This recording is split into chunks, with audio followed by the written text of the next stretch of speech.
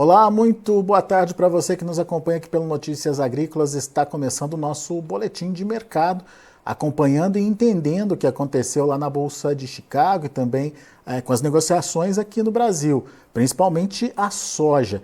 Dá para dizer que foi um dia positivo para os preços lá na Bolsa de Chicago, altas até importantes, de 10 até 14 pontos aí nos principais vencimentos. O que a gente tem que analisar agora é a consistência dessa alta e se ela pode ter continuidade, enfim, se os fatores que justificaram essa movimentação positiva nesse início de semana vão dar fôlego aí para um movimento mais positivo para os preços. E é justamente a pergunta que a gente faz agora para a Ale Delara, lá da Paine Agronegócios. Está aqui com a gente o Ale já no vídeo. Seja bem-vindo, meu amigo. Obrigado mais uma vez por nos ajudar a entender um pouquinho dessa dinâmica de precificação, principalmente da soja, né? E entender o que pode acontecer com o mercado a partir das informações que o mercado está absorvendo nesse momento. E esse movimento de alta é um movimento que veio para ficar, na sua opinião? É consistente? Quais os motivos dessa variação positiva dos preços em Chicago? Seja bem-vindo mais uma vez. Obrigado, Alexandre. Boa tarde. É sempre bom estar falando com vocês, né? Hoje nós tivemos a soja abrindo pela manhã, antes do intervalo, até com uma baixa, e é o que tudo apresentava, seria mais um dia de baixa para commodity. Mas o Departamento de Agricultura dos Estados Unidos, o USDA, ele anunciou a venda de 228 mil toneladas de farelo de soja para as Filipinas. Então, logo após o anúncio, por volta das 11 horas da manhã, a commodity engrenou uma alta. A soja fechou com 10 pontos de alta para o vencimento da entrada da safra norte-americana, o vencimento agosto agora, que seria o vencimento spot para a formação de preços aqui do Brasil, 12 pontos de alta. Então foi uma alta expressiva motivada pelo farelo.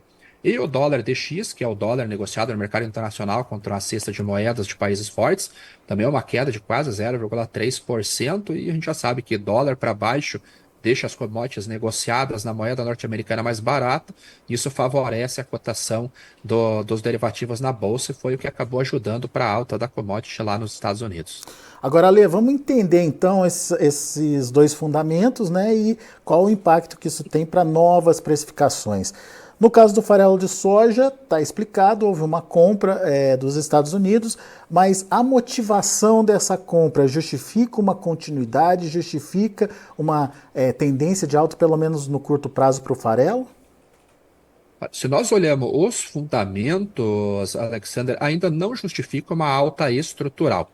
Então, esse foi um fator conjectural, foi um flash sales que normalmente o SDA ele anuncia pela manhã, onde os produtores americanos eles são obrigados a reportar vendas acima de 100 mil toneladas. Então, a gente teria um fator conjectural que justificou as altas de hoje.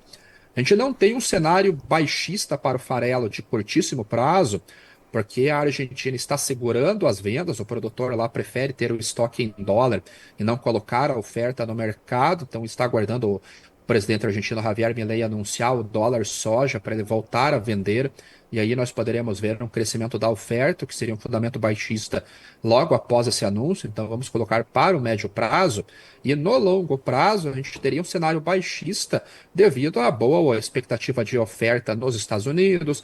A Argentina colheu uma safra muito melhor do que o ano passado. A princípio é cedo para falar ainda, mas o Brasil tem potencial de colher a maior safra da história no início do próximo ano. Então, fundamentalmente, temos um cenário baixista. Conjecturalmente, no curtíssimo prazo, nós temos um cenário de sustentação para o farelo, e a depender dos relatórios do Departamento de Agricultura desta semana, que começa daqui a pouquinho com progresso de plantio, condições de safra, e termina na sexta-feira com a revisão diária, nós poderemos ter uma sustentação para a Bolsa de Chicago ou já engatar uma queda sazonal após a divulgação do Accreation. Isso está relacionado aí com o farelo e com a soja. E o dólar, hein? Isso. Essa queda do dólar está muito relacionado com a economia americana, tem também as questões fiscais aqui no Brasil, enfim. Não é uma coisa que se resolve do dia para a noite, mas ainda continua influenciando, Ale? Muito, muito. Porque falando do dólar aqui no Brasil, né, na B3. A alta que nós tivemos na semana passada por questões de ruído político, questões de desequilíbrio fiscal e todo aquele borborinho que nós vemos vindo do governo central, do governo federal aqui do Brasil, acabou levando o dólar muito próximo de R$ 5,50.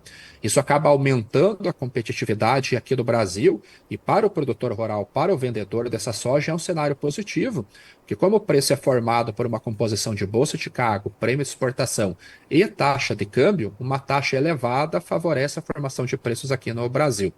Outro ponto positivo, Alexandre, são os prêmios de exportação, tanto nos portos, que já estão no positivo já há algum tempo aqui no Brasil para essa temporada que foi colhida agora, 23, 24, e nós vemos que mesmo com um dólar a 5,40, a 5,50, os prêmios no interior eles seguem sustentados, mostrando que a quebra de safra que o mercado monitorou e identificou lá no finalzinho do ano passado, início desse ano, começa a se apresentar agora. Então, para o produtor rural, é um cenário bem positivo com relação aos preços, né? Tá. Isso significa uma soja brasileira competitiva. Daqui a pouquinho a gente fala disso, o impacto disso no mercado internacional. Mas antes eu queria só entender contigo então o seguinte: temos fatores que justificam essa movimentação positiva, mas não temos certeza de continuidade desse movimento, já que os fundamentos ainda tendem a ir para uma pressão em Chicago, certo, Ale? Certo, certo. E isso é devido a uma palavrinha chamada sazonalidade, que é os Estados Unidos terminou o plantio agora, o USA deve anunciar daqui a pouco o encerramento do plantio para soja, o do milho já aconteceu na semana passada, então a gente começa a monitorar os efeitos do clima sobre as plantas que estão no campo. A princípio o clima está muito favorável, tanto que o Departamento de Agricultura anunciou na semana passada que 70% das lavouras de soja estavam em boas e ótimas condições. É esperado uma queda entre 1 ponto percentual até 2 pontos percentuais hoje, mas nada que mude o cenário. Terminando essa fase de mercado climático no mês de julho, nós teremos a oferta americana chegando no mercado. E aquilo que a gente já conhece, aumentou a oferta, o preço tende a cair. Então, olhando para o segundo semestre, após julho, nós temos, fundamentalmente, devido à sazonalidade, um cenário baixista para as cotações no contrato futuro da Bolsa de Chicago. E daí se une com aquela questão que você já trouxe da Argentina, que pode lá na frente estar já trabalhando melhor a sua safra, enfim, tem uma boa safra confirmada por lá na Argentina também, isso tudo ajudando a pressionar cotações. Isso. Vamos imaginar um cenário onde nós temos os Estados Unidos vindo com uma safra cheia ou muito próximo do apontado pelo USDA de 120, 121 milhões de toneladas. O primeiro ano de Laninha aqui na América do Sul, normalmente o Brasil, ele produz muito bem, vídeo que aconteceu na temporada 2020-2021, uma safra muito grande aqui no Brasil. E se nós simplesmente fizermos a manutenção da área de plantio no Brasil, com a produtividade média, o potencial do Brasil é de 169, 170 milhões de toneladas. Como o mercado ele tenta antecipar esses fundamentos, se há um cenário positivo vindo por o plantio americano e vindo para o plantio brasileiro, o preço ele não se sustenta, o preço ele acaba caindo em cima da expectativa. Se a expectativa começa a ser frustrada, aí é feito novos posicionamentos, encerrando essas posições vendidas e liquidando essas operações e entrando comprado no derivativo. Por isso essa tendência de médio e longo prazo de pressão nos preços. Isso, exatamente. Essencialmente, é o fundamento mais claro hoje. Muito bom. Olha, você citou aí a questão do dólar ajudando o produtor e tornando a soja brasileira mais competitiva. Na prática, isso também está sendo visualizado, inclusive a gente teve a confirmação disso agora com as informações das exportações brasileiras, né? Como é que está essa contextualização das exportações e até que ponto esse dólar alto estimula as vendas internacionais? Esse é muito claro de ver isso, Alexandre, porque em janeiro, na verdade é o último mês da temporada passada, o Brasil ele acabou batendo recorde de exportação porque as compras aconteceram com uma soja muito barata devido aos prêmios estarem em níveis muito negativos, e em janeiro foi a execução desses contratos. Em fevereiro, a soja nova começa a chegar no mercado, a gente teve um volume recorde de exportação. Março, nós tivemos uma queda na taxa de câmbio, o prêmio acabou valorizando um pouquinho, nós tivemos uma redução das exportações em comparação com o ano passado. Em abril, nós já tivemos exportações melhores porque o câmbio voltou a subir. Em maio, foram as menores exportações, os menores embarques dos últimos 4 anos aqui para a soja brasileira. E agora, como o dólar voltou a subir para 5,40, 5,45, foi o que fechou na semana passada, o SECEX, a Secretaria de Comércio Exterior, informou agora, no meio da tarde, que só os embarques que aconteceram nas 3 primeiras semanas de junho já totalizaram quase 11 milhões de toneladas, foram 10,99 milhões de toneladas, que é o número mais alto da série que nós temos aqui dos últimos 5 anos. E a expectativa é de nós embarcarmos um volume próximo de 15 milhões de toneladas, o que seria recorde para o período. Então, o dólar alto acaba trazendo uma competitividade para o Brasil e uma motivação para o produtor vender. O chinês vem originar a soja aqui, encontra uma soja barata, ele faz a compra, nós embarcamos e os números aí são confirmados pela Secretaria de Comércio Exterior. Essa evolução das exportações já equilibrou o mercado em relação ao ano passado, em termos de vendas, de comercialização, Ale? No volume geral, nós estamos 1,6% abaixo do ano passado. Mas ano passado nós tínhamos uma soja custando muito menos do que está agora, do ponto de vista do prêmio de exportação. A gente não pode esquecer que entre finalzinho de março até o começo de maio, nós tínhamos uma soja sendo negociada a 200 pontos, 180, 150 pontos abaixo É. de Chicago. E agora nós temos uma soja de 25, 30 pontos acima de Chicago. Então, ano passado embarcamos 102 milhões de toneladas, quase, e esse ano que nós tínhamos uma expectativa de 95, 96 milhões, nós estarmos na metade da temporada com o número 1,6% menor, mostra que o Brasil realmente está competitivo e, pelo menos até agora, nós conseguimos entregar a soja para exportação. Devido à quebra, a gente deve ver uma redução do volume a partir de agora. Pois é, eu ia te questionar justamente essa questão do volume. O fato de manter o ritmo de exportação. Você mostrou que teve altos e baixos ao longo do ano, mas agora em junho, principalmente, com essa possibilidade de exportação recorde.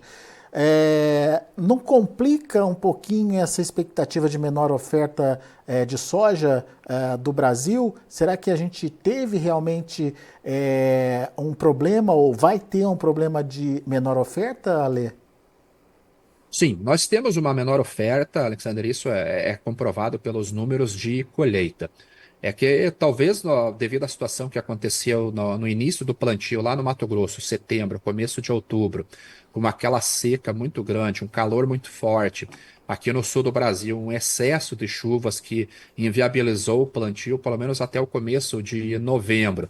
Depois as chuvas retornam, há um corte de chuvas, criou-se um clima muito ruim aqui no Brasil, então era esperado uma safra de algumas agências, números de 135 ou até mesmo abaixo milhões de toneladas. Este número acabou não se confirmando. Como houve um atraso na comercialização também, o volume comercializado até o início da safra foi o mais baixo dos últimos anos, por mais que tivéssemos uma redução da oferta total, nós tínhamos uma oferta disponível similar aos outros anos. Por isso que os preços eles acabaram caindo, janeiro, fevereiro, março, abril, nós tivemos preços bem deprimidos e ele voltando a subir em maio, quando a gente começa a acelerar o ritmo de exportação, são entregues os grãos vendidos e a oferta começa a reduzir. Então, agora sim, na metade do ano, nós conseguimos ver que a safra ela está menor, por isso que os prêmios regionais eles estão sustentados. Nós ainda estamos conseguindo entregar a soja que já foi comercializada, mas a partir de agora, embarques em agosto, setembro, possivelmente nós veremos o volume caindo e não ficando parecido com o ano passado. Muito bem. Ô, Ale, tem pergunta aqui dos nossos internautas, o Luciano Porto. Ele quer saber da possibilidade do prêmio chegar a 100 pontos aí até o final de agosto. Será que essa escassez de soja ou essa redução de oferta vai se mostrar a ponto de dar esse fôlego todo para a soja? Olha, 100 pontos hoje para agosto, nós estamos falando de um prêmio de 40 pontos, 50 pontos acima, então esse prêmio teria que Dobrar, dobrar. né? É um pouco difícil, né? Porque agosto, finalzinho de agosto, começa a colheita nos Estados Unidos, setembro já tem safra chegando no mercado. Se o nosso prêmio sobe para esses níveis de 100 pontos, nós deixamos de ser competitivo e a demanda volta a se apresentar nos Estados Unidos. Para nós voltarmos a atrair a demanda aqui no Brasil, nós teríamos que baixar o prêmio. Então, por mais que ele possa ir tocar lá, que eu acho pouco provável, ele logo recuaria devido à competitividade com os Estados Unidos. Se os norte-americanos tivessem algum problema de produção, uma redução de oferta que deixasse o balanço apertado, esse prêmio poderia se sustentar. Mas da maneira que está, parece pouco provável. Agora, a gente está sim contando com uma safra boa nos Estados Unidos e imaginando que essa boa oferta vá mexer com os preços, ou já começando a mexer com os preços aí lá na Bolsa de Chicago. Mas quando que a gente vai ter efetivamente essa consolidação da safra americana, na sua opinião, e pelo menos um viés definido de oferta e, consequentemente, de preço para a soja, Ale? Nós teremos agora dois momentos, Alexandre. Primeiro, na sexta-feira, agora, 1 hora da tarde, horário de Brasília, o USDA ele divulga o relatório de revisão diária, que é o Acreage Recap.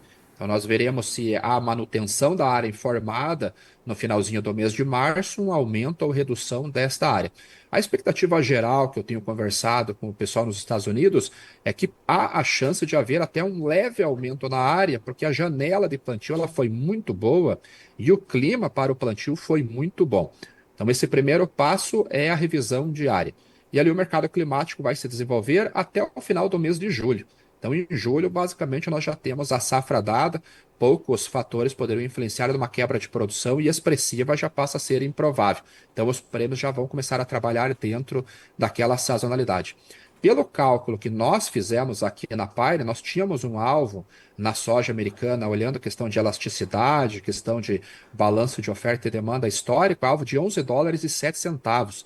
E essa semana ele já veio testar muito próximo disso, chegou a trabalhar em 11,13 e hoje que ele fechou a 11,30 com essa alta, mas um alvo nosso é próximo de 11 dólares o bucho.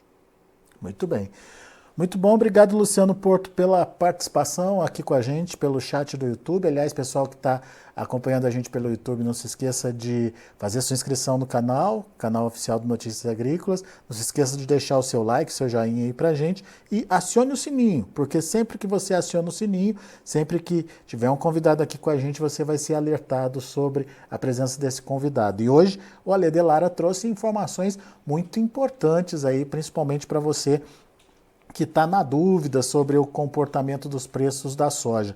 Ale, só antes da gente encerrar, qual que é a orientação para os produtores que estão nos ouvindo nesse momento, principalmente produtor que ainda tem safra velha na mão e já está na hora de negociar a safra nova? Prêmios estão negativos nesse caso de safra nova, né? Sim, a safra que foi colhida já, agora ela vai ficando mais cara dia a dia por causa do custo de carrego. Tanto a armazenagem quanto a quebra técnica devido à deterioração do próprio grão, já que ainda é um organismo vivo que continua se desenvolvendo, e tem o custo de oportunidade, que nossos juros ainda continuam bem altos, né? 10.000% ao ano de taxa básica de juros é um juro alto. Então, soja disponível, a recomendação que nós estamos passando para os nossos clientes é realmente de fazer essa venda, porque teria que subir bastante lá na frente para pagar simplesmente o custo desse carrego. Para o próximo ano, a recomendação que nós gostamos de fazer é que o produtor conhecer bem os seus gastos de produção e estabelecer um alvo que ele queira de margem. Porque se ele ficar refém do preço do dia, há uma grande chance dessa estratégia dar errado. Então, às vezes, o prêmio de exportação não está no patamar favorável, como agora ainda ele está negativo, apesar de que se o Brasil confirmar uma safra muito grande, lá por fevereiro ou março, a gente deve ter prêmios parecidos do que nós tivemos no ano passado, no começo do ano passado, mas se o prêmio não está bom, o dólar esteve muito bom durante toda a semana passada, ele está num nível, o dólar futuro num nível muito bom ainda, então atuar de maneira separada nos referenciais que fazem parte da formação de preços para tentar garantir aquela margem que é estabelecida como alvo no seu planejamento comercial e dar atenção para esses riscos, porque às vezes o risco se confirma, né? Nós tivemos em 22 um preço recorde no Brasil, em 23 nós já tivemos os preços caindo bastante, com uma super safra aqui no país, né? Mais de 154 milhões de toneladas.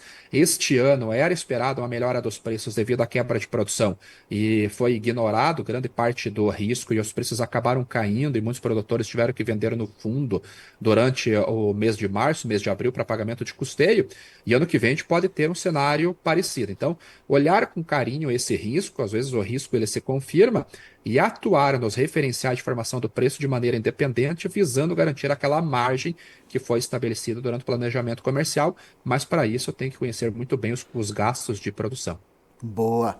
Bela dica aí do Ale Delara, da Paine Agronegócios, aqui com a gente, traduzindo o mercado, trazendo informações importantes. Obrigado, Ale, mais uma vez pela sua participação conosco. Volte sempre, meu amigo. Obrigado, eu que agradeço o convite. Até mais, boa tarde. Até a próxima. Tá aí, Ale Delara, Paine Agronegócios, trazendo as informações do mercado. Mercado que hoje foi positivo. Trabalhou, ou pelo menos encerrou, em alta, apesar de ter começado no vermelho. Vamos ver como encerraram as negociações para soja, milho e também para o trigo.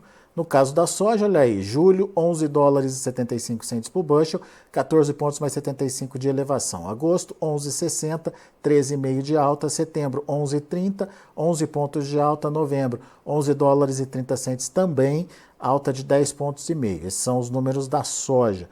Vamos ver o milho. Milho no vermelho, mas quedas relativamente pequenas. Julho, 4 dólares e 33 centos por bushel, perdeu 1,5 ponto. Setembro, 4,39, perdeu 1 ponto. Dezembro, 4,51, perdeu 1,5 ponto. Março, 4,63, queda de 0,75. E o trigo acabou também encerrando no vermelho.